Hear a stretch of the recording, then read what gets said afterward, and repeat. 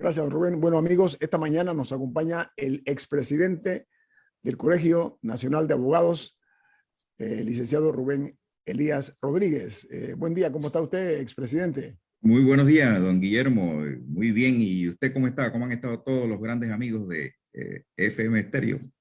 Bien, bien, estamos bien, gracias a Dios. Oiga, licenciado Rodríguez, vamos a entrar en materia, porque en Panamá ha habido mucha inestabilidad en cuanto a tener la firmeza suficiente para actuar contra empresas que no cumplen con los contratos que tiene el Estado en marcha. Muchos quedan inconclusos, incompletos, y es poco lo que pasa. Sin embargo, en el tema del programa de expansión del Aeropuerto Internacional de Tocumen, había una última adenda, la última de muchísimas adendas que se le concedió a la empresa constructora de Brecht para que se haya comprometido que a partir de mañana ya iba a entregar la obra completa, mañana 30. Sin embargo, incumplieron con el contrato con Tocumen S.A. y la cancelación de contrato va a impedirle participar en licitaciones y contratos con el Estado durante 3 años. ¿Qué opinión le merece eso? Porque además es sabido que ya no se llama constructora de Brecht, ellos están aspirando a ganar más obras en Panamá bajo otra razón social. Así que me gustaría conocer su opinión como abogado. Sí, en primer término, los grandes problemas que hemos tenido en Panamá radican en la falta de fiscalización y seguimiento estricto de las contrataciones. Si usted lee los contratos, son claros en cuanto a términos, a cumplimiento y a sanciones. Sin embargo, podemos ver una cantidad enorme de contratos históricamente que la gente no ha cumplido. Nadie ha estado vigilante de los términos. Incluso se ha llegado al extremo de que se pierden la fianza de cumplimiento, la fianza de pago de trabajadores y finalmente quedan el contratante pagando hasta prestaciones laborales, el Estado incurriendo en perjuicios adicionales y jamás se recibe la obra.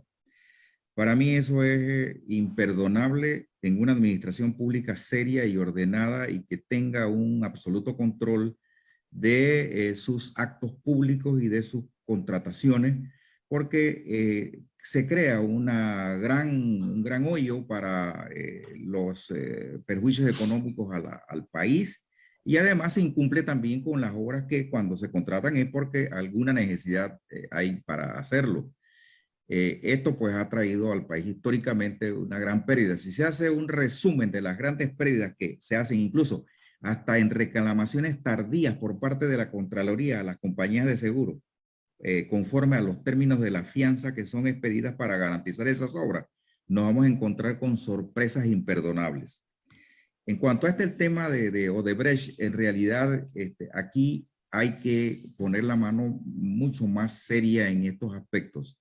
Si esa firma pretende camuflajearse a través de otra sociedad donde aparezcan y se sienta por parte del Estado que son las mismas personas que están detrás de ella en su administración, en todo su funcionamiento, el Estado no debería contratar ni dentro de los 3 años ni nunca, porque la experiencia que tenemos con Odebrecht, y ya no es una experiencia panameña, sino es una experiencia internacional, nada bueno dicen de lo cómo o de la forma o de cuáles son los propósitos y la falta de integridad comercial y de cumplimiento y de actividades que ha tenido y ha demostrado plenamente esa empresa.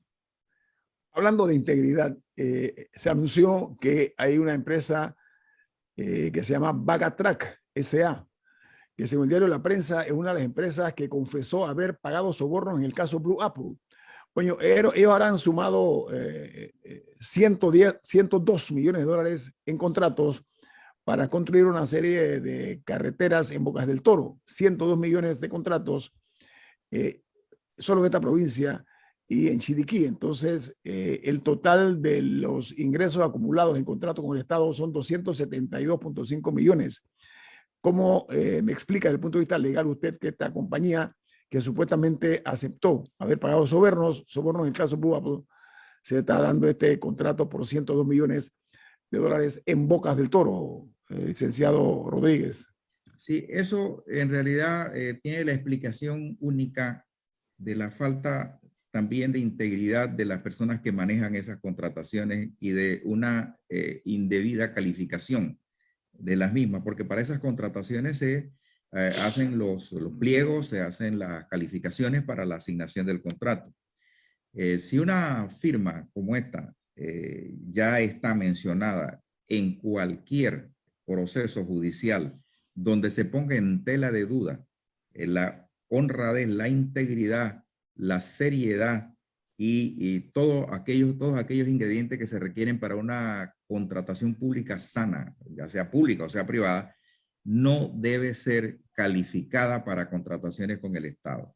Sencillamente aquí hay algo oscuro, algo gris, algún interés particular porque se ha pretendido justificar esto que se necesita que la empresa haya sido condenada. Eso es lo que han estado proponiendo en la ley. Creo que eso es lo que está en la ley, que haya sido condenada en la República de Panamá, porque incluso hasta en algunos momentos se ha discutido el hecho de que si fue en el exterior no importa, que tiene que haber sido condenada en la República de Panamá.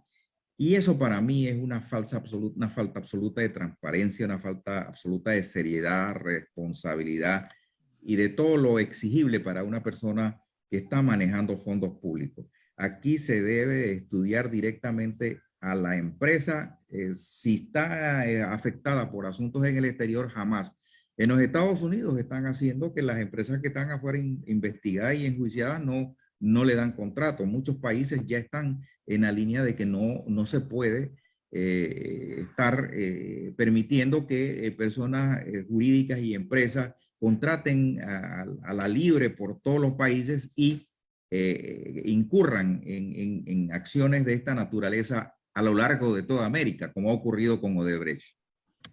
Camila.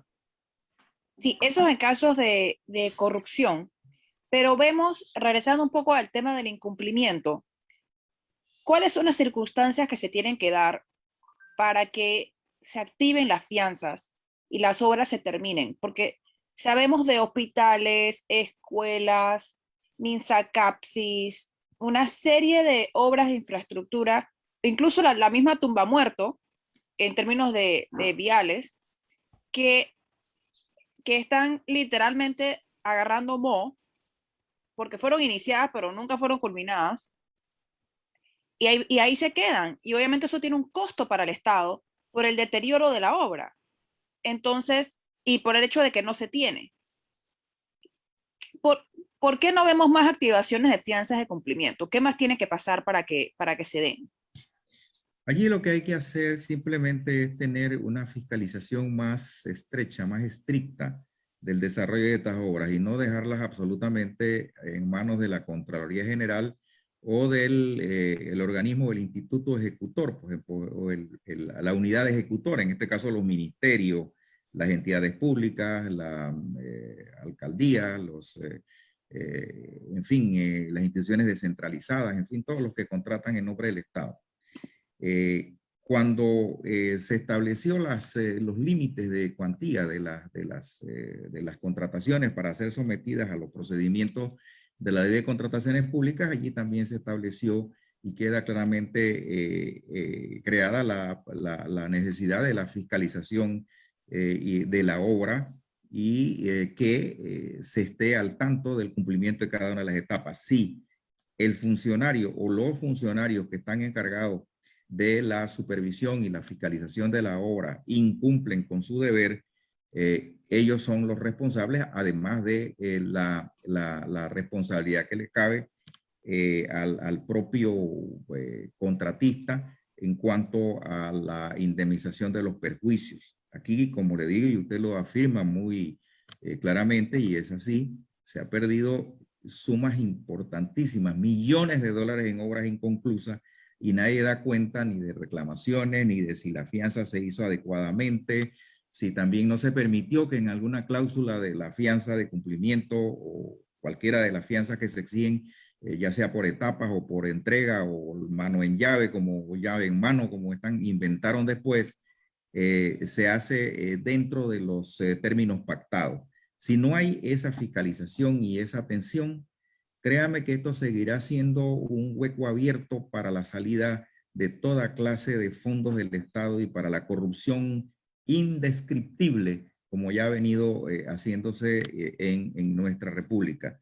Y allí tiene que jugar un papel importante no solamente el ente ejecutor o el ministerio, sino también la Contraloría General de la República, que exige una cantidad de requisitos para estas fianzas, e incluso tienen unos formatos, modelos de fianza que deben otorgarse para las contrataciones públicas y no se explica cómo. Ellos no tienen la fiscalización que corresponde a tan importantes inversiones del Estado. Bien, estamos platicando hoy con el expresidente del Colegio Nacional de Abogados, el licenciado Rubén Elías Rodríguez, que estamos analizando algunos temas que son de interés para todos y él está analizándolos obviamente desde el punto de vista jurídico, que es importante para nuestra audiencia inteligente. Así que no se vayan, viene más aquí en Info Análisis. Este es un programa para la gente inteligente. Tocayo, ¿por qué Panamá permite eso? La sustitución de una identidad de una empresa tan poderosa como esa que estamos hablando. Bueno, yo no creo que sea algo que... Es inmoral, para mí es inmoral. Absolutamente inmoral, pero el problema no es la constitución de una sociedad. El problema es que, tal como se viene discutiendo... Es que no es la constitución de una sociedad, es la sustitución de una empresa tramposa. Sí, pero fíjese que hay varias formas, ¿no? Por eso es que ellos utilizan esos mecanismos. Una sociedad puede establecerse con un nombre, inscribirse, de acuerdo con la ley 32 de 1927, con sus dignatarios, directores y accionistas en forma distinta. Lo que hay que vigilar es que esa sociedad que se constituye no reciba el patrimonio o las obligaciones o haga una fusión de sociedades, que es lo que ellos alegan, y que no tengan los mismos directores y dignatarios. Entonces, para eso opera los beneficiarios finales de las acciones, que es lo que viene ahora con estos requisitos que se están exigiendo ahora para la fiscalización en cuanto a la ley de blanqueo de capitales y demás situaciones, financiamiento del terrorismo, en fin. Entonces, el tema no es tan pacífico. El tema es establecer condiciones dentro de estas contrataciones que ante la menor evidencia, el tufo, como dice don Guillermo, de que hay una persona detrás de una sociedad que viene a hacer la misma, no contratar con ellas.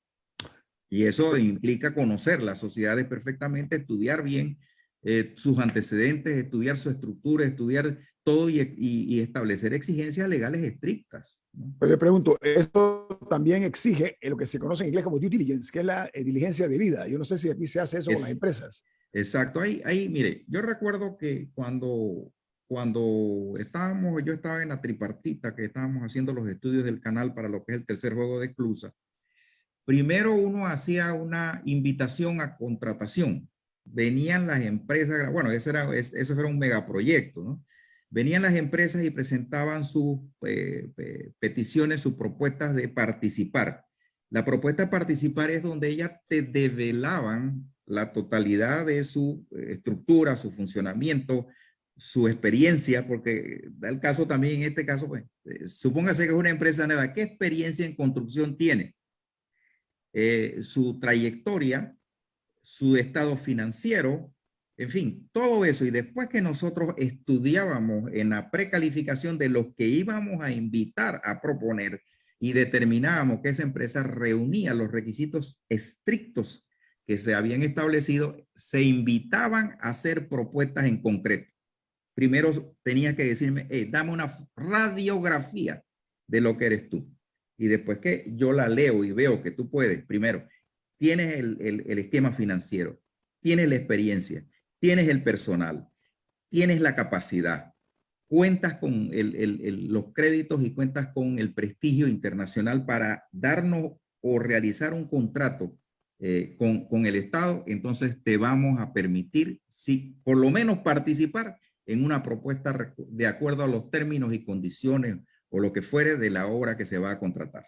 Pero aquí en Panamá se han publicado, oiga, licenciado Rodríguez, aquí se han publicado numerosas noticias de empresas que no tienen experiencia en el tema y se le han conseguido contratos con el resultado nefasto de que al final del día las obras quedan mal construidas porque esta compañía, que tal vez se le dio lo que se llama el dedazo, se le cedió el contrato y muchas veces también incumplen y no pasa nada en el licenciado Rodríguez.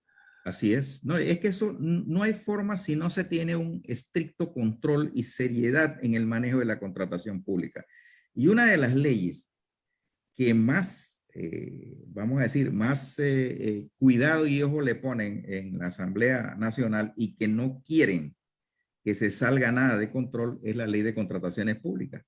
Porque allí está uno de los huecos enormes que tiene el erario, de donde se abrevan una gran cantidad de corruptos de este país. Y si no lo hacemos seriamente esto, y no solamente con ley para requisitos, también con algún tipo de sanción de tipo económico. Yo creo que no es nada más decir, bueno, aquí está la fianza, aquí está todo, sino que establecer algunas otras condiciones para que la responsabilidad no sea únicamente de la sociedad, que pueda también ubicarse dentro de aquello. Si estamos poniendo beneficiarios finales de las acciones y estamos exigiendo saber quiénes son, vamos a exigir que ellos también den avales de tipo personal con sus bienes del cumplimiento de las empresas. Eso sería una posibilidad de ir reduciendo el impacto que hemos tenido históricamente y lo que podemos tener si no tomamos medidas definitivas y eficaces en estos momentos. Camila. Sí, hay varios comentarios oyentes que me han parecido muy interesantes. El oyente Salvador dice: a los contratistas pequeños o medianos les demoran pagos o aplican sanciones y a los grandes nadie los ejecuta, los pequeños los quiebran. Y hay otro comentario que un poco relacionado por parte del oyente Reinaldo que dice: el Estado no paga y un proyecto sin flujo no tiene manera de terminar. Bueno, Camila, ese tema es otro de los... Planteando un poco también el tema de los pagos por parte del Estado, porque sí, las empresas tienen responsabilidad, pero sí es verdad también que hay una situación por parte del Estado. Y la inequidad, licenciado Rodríguez, amplía un poquito la inequidad. A uno se le da un tratamiento, a las pequeñas se les acosa y a las grandes se les permiten este tipo de excesos, ¿no? Y es más, recordemos también que el caso Blue Apple, al final lo que es de empresas que son coimas. pagaron coimas no, para apurar pagos, para garantizar pagos, bueno, que presuntamente pagaron coimas para garantizar pagos más expeditos. O sea que ese problema también genera otro pasillo para la corrupción. Así es, pero en el primer tema del tratamiento inequitativo que dice don Guillermo, que no hay equidad en el tratamiento de las empresas, definitivamente que a estos fiscalizadores pequeñitos, los más estrictos, le dan a compañías pequeñitas, ¿no? Las cosas grandes, pero las cosas enormes no las manejan ellos. Entonces, estos sí están cuidando vamos a decir, su trabajo, su empleo, o cuidando sus funciones y demuestran una excesiva agresividad en cuanto al cumplimiento estricto de las normas y los términos de contratación, y eso se siente por los pequeños. Pero licenciado Rodríguez, permítame algo porque no me quiero salir del tema, con su permiso. Mire, ahora se ha anunciado con bombos, con platillos y con trompetas que la empresa Tocumen S.A. le va a exigir a Odebrecht una multa, el pago de una multa de $415,000. ¿Sabe qué? Es negocio hacerlo. Ellos tienen 7 años. Miren, el aeropuerto de Tocumen tiene 7 años de atraso, este proyecto. 7 años, ¿ah? Y aquí en Panamá solamente se le ha impuesto una multa de $415,000 a pesar del daño que nos han causado, un daño de imagen por una parte de la marca país, porque aquí se anunció que el gran aeropuerto y tal y cual, y todavía vemos que han incumplido. Entonces, la verdad es que vale la pena hacer ese tipo de incumplimientos porque es muy bajo el costo de la multa que se le impone. No sé, su opinión, licenciado Rodríguez. Yo pienso que usted tiene toda razón. Yo nada más voy a pagar 415,000, voy a hacer un contrato que quién sabe qué porcentaje de sobreprecio tendrá. Y entonces eso va lógicamente a servirme de colchón para los efectos de que me pones una multa hasta del 20% o 30%, que es lo que quedó en el ambiente con las coimas, y con todo y eso yo no pierdo. Entonces, ese es el mismo tema de Blue Apple, ¿no? Que ellos realmente aquí se permitió y eso pues pudiese tener, ser motivo de un gran debate o un debate sincero, real y objetivo, que efectivamente el Estado demora mucho en pagar las cuentas. Entonces, eso le implica los costos enormes o incrementos en los costos, y el overhead de la empresa se va al traste, y para que un contrato con el Estado reporte algún beneficio, tienen que, desde su etapa, desde el inicio, esa es la justificación que tienen los contratistas, ponerle una suma adicional, que es un porcentaje, porque ellos tienen que financiar el costo de la obra mientras el Estado no ha pagado, y asumir los intereses bancarios o los costos financieros correspondientes a la obra. Le pregunto una cosa a usted, ponen... abogado, el caso de Tocumen S.A., y me duele mucho que Panamá las autoridades de Panamá hayan permitido este tipo de excesos.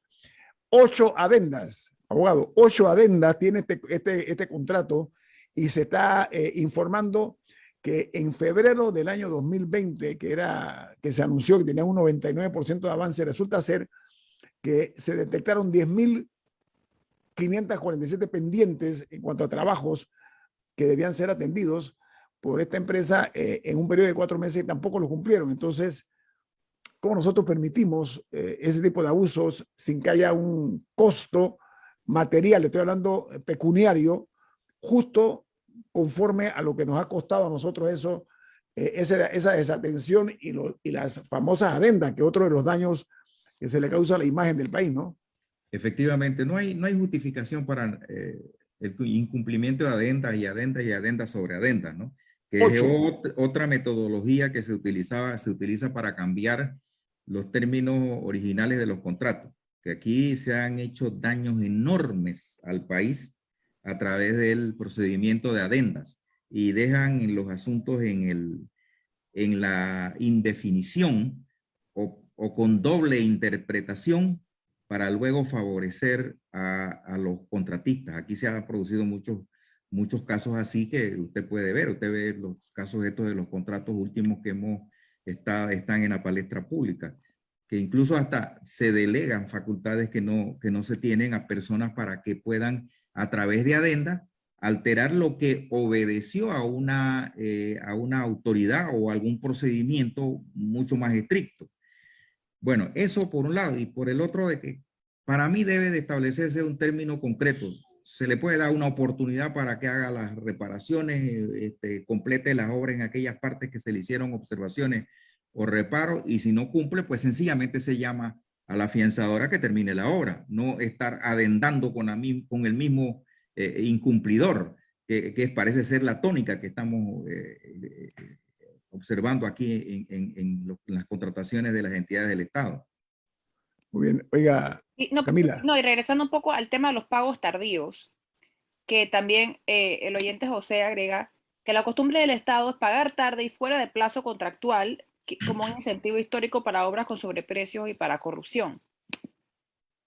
Regresando un poco al tema de los malos incentivos que existen por la ineficiencia del Estado en pagar a tiempo, que también representa, también limita un poco las empresas que pueden contratar, porque no es cualquier empresa que aguanta que le paguen 6 o 9 meses después. Así es. Mire, ese es un problema también de estrategias financieras, a mi juicio, dentro de mis conocimientos de cómo se manejan estos asuntos y la experiencia que he tenido. El gran problema es que aquí creen que con poner en el presupuesto una cantidad ya se tiene la plata. Entonces hay que concebir la responsabilidad del Estado frente a las contrataciones que realiza con una realidad más concreta desde el punto de vista financiero y económico. No es que me vas a decir que vas a presentar, a contratar y no vas a reservar ni a tener las provisiones de fondos para tú también como Estado cumplir, que ha sido, parece ser la práctica del Estado, que no cumple dentro de los términos, siempre da razones presupuestarias. Yo acepto razones de defectos en presentación de cuentas, defectos en el visto bueno de los inspectores de las obras y de la Contraloría. En fin, acepto todo eso como demoras para el pago porque no se cumplen los requisitos.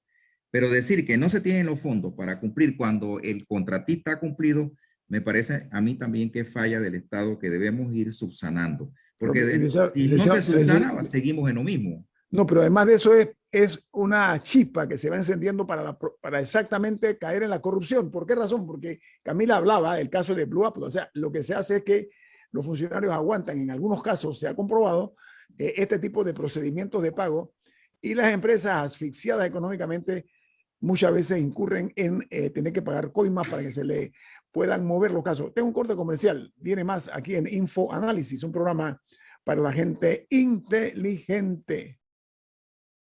Camila, oye, hablando de oyentes, usted tiene otro comentario de otro oyente, ¿no? Sí, que preguntaba que qué opina sobre el conflicto de intereses que se produce al ver que la Contraloría avala un contrato presuntamente viciado. ¿Cómo es posible que sean ellos mismos quienes vayan a sancionar y que se pegan un tiro en el pie? Me imagino que se refiere a lo de el control previo y el control posterior. Así es. Eso en realidad no tiene justificación. Y siempre le encuentran aquí en Panamá, parece que hay como nuestra tierra es de la justificación perpetua. Eso no tiene ninguna justificación, porque allí tienen un buen departamento legal. Yo creo que el Contralor es un hombre inteligente. Pienso que debe tener asesores de una gran capacidad. Y esos son, como decimos en el argot popular, pifias que no se deben permitir en ninguna institución seria, ¿no? Eso no puede ser. Si aquí salió en todos los periódicos quiénes son las personas que están involucradas, las empresas, y si a usted le llega algo, le llama la atención. Uno leyendo un periódico y viendo cualquier otro asunto se da cuenta y mira, me parece que esto es parecido, y se da cuenta. Y estos señores allá, sabiendo que eso es contrario a la ley definitivamente, le van a refrendar un contrato con una empresa sin hacer ninguna observación. Eso es inconcebible y lógicamente el Contralor tiene que ver cómo puede tomar algún tipo de medidas o procedimientos o poner a gente más atenta en la Contraloría y aplicar sanciones, porque la ley de la Contraloría tiene una cantidad de sanciones para estos efectos, ¿no? Hay que ser más acucioso, hay que ser más acucioso, abogado. Así es, Guillermo, más acucioso y asignar a gente que sea responsable y que no le vaya a estar haciendo este tipo de malicias o actuaciones maliciosas o desapercibidas o negligentes. Vamos a ponerlo en el plano de lo negligente. Sí. Negligente porque son asuntos muy delicados del Estado. Pero no es eximente de responsabilidad la negligencia. Jamás eximente de responsabilidad. Ojo. Oiga, abogado Rubén Elías Rodríguez, hablemos de política. Usted con otro de sus colegas también, al igual que usted, expresidente del Colegio Nacional de Abogados, estoy hablando de José Alberto Álvarez, iniciaron un proyecto político, un partido que se llama País. Ustedes ya aparentemente lograron la cantidad de adherentes. Hablan un poquito acerca de eso y estoy seguro que el señor Murga tendrá alguna pregunta también. ¿Cómo marcha el proyecto político del partido País? Bueno, efectivamente, nosotros hace tiempo, y quizás en uno de los programas de Infoanálisis, hablé una vez de cómo se inició el partido País. País es Partido Alternativa Independiente Social. Es decir, nosotros concebimos el partido como una alternativa independiente, una alternativa para aquellos que se sentían independientes y que no querían unirse a ningún otro proyecto de partido existente tratando de recoger el concepto de independencia que está generalizado en aquellas personas que están por las candidaturas estas que se surtieron en la elección pasada. El tema es que logramos la cantidad de adherentes conforme a la ley anterior, pero por unos 2 o 3 adherentes que se encontraron de que al final, que dice que no cumplíamos, que no cumplían los requisitos, que no habían firmado, cosa que se demostró que no era cierto. Se postergó el reconocimiento del partido y nosotros esperamos que pasara la contienda electoral reciente. Y luego que se rehabilitó la inscripción, empezamos nuevamente con el partido y con grandes esfuerzos logramos inscribir el partido, y en este mes, el 12 de septiembre, nos dieron el reconocimiento oficial como un partido oficialmente reconocido. Somos el 8º partido reconocido. Nuestro estatuto, nuestra declaración de principio, nuestro plan de gobierno es muy diferente a todos los planes de gobierno, estatutos y declaración de principio que tienen los otros partidos ya inscritos. Nosotros aspiramos a que los candidatos independientes, aquellos que participaron y aquellos que desean irse por esta libre postulación, conociendo las dificultades que existen actualmente y que no van a soltar en la asamblea para los efectos de que ellos puedan llevar adelante sus proyectos, porque hemos visto que es una gran cantidad de gente sana, gente que tiene buenas ideas para el país y que quiere a esta patria. Entonces, les queremos ofrecer esa oportunidad en el Partido Alternativo Independiente Social de unirse a nosotros y construir nuestro partido conforme a su manera de pensar y de ver el ejercicio del poder público. Permítame, abogado, permítame una pregunta que creo que es importante. Construir un partido en Panamá, un partido político, debe ser un camino escuchado de personas que lo han ensayado muy espinoso. ¿Cuáles son los mayores obstáculos que ustedes tuvieron que sobrepasar? Y después Camila le tiene una pregunta así cortito. ¿Cuáles fueron los principales obstáculos que ustedes tuvieron como partido nuevo en la contienda política? El primer escollo es que nadie cree en los partidos políticos. Tradicionales. Tradicionales. Pero tampoco cree mucho en la gente. Es decir, usted tiene que acreditar, convencer, dar por lo menos alguna evidencia, aunque sea muy general, de que sus propósitos son sanos. Porque ya se le ha metido a la gente y al ciudadano normal, más que todo a la juventud, que no atiende con seriedad muchas veces estos temas, qué es lo que vas a darle o qué es lo que le prometes dar para los efectos de participar. ¿Y qué garantías le puedes dar tú de que eso que tú dices va a ser cierto, porque ellos no creen? Entonces, ese es el primer escollo. El segundo escollo es el aspecto económico. Es difícil inscribir un partido. Actualmente está por alrededor de casi 40,000 adherentes para lograr una inscripción. Y llevar a 40,000 personas en el sistema anterior y en pandemia, como hicimos nosotros para terminar, resulta muy difícil, sacrificado, porque llegábamos nosotros con nuestros vehículos a la inscripción y encontrábamos unos buses llenos de gente con bolsas y con unos vales de mercancía y de asuntos, y nosotros ni galletas María teníamos para la gente. Y nos llegábamos con 3 a inscribir y nos metíamos en la fila que estaban 43. Cuando íbamos a llegar allá casi al mediodía, ya 12 nos habían ido, porque no iban a estar esperando allí. ¿Qué tal? Bueno, afortunadamente ahora con el nuevo sistema se va a hacer por vía de los celulares. Ya ese es un sistema que se va a facilitar la inscripción de la gente por esta vía y permitirá que se pueda agilizar ese proceso. Luego, después de eso, la misma estructura de movilización y de cumplimiento de los requisitos. No es fácil organizar no solo una convención constitutiva, sino también lograr que la gente en tiempo de pandemia te venga a una convención constitutiva. En fin, yo sí creo que ha sido casi heroico formalizar, es decir, inscribir este partido, legalizarlo. Okay. Y es importante que los ciudadanos serios, responsables de este país se integren.